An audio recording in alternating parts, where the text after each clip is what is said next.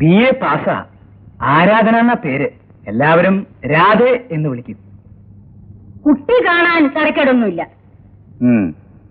നീ തരക്കേടില്ലെന്ന് പറഞ്ഞാൽ പിന്നെ തരക്കേടില്ല തന്നെ. മേലപ്പുറത്ത് തറവാട്ടുകാരാ. അച്ഛനും മകളും മാത്രമേ ഉള്ളൂ. അവകാശിയായിട്ട് ഈ കുട്ടി മാത്രമോ.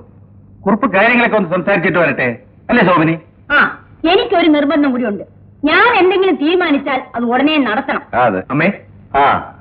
അവനല്ലേ കഥാനായകൻ, എന്തെങ്കിലും പറയാൻ കാണും. എന്നാട്ടെ. എന്താ മോനെ?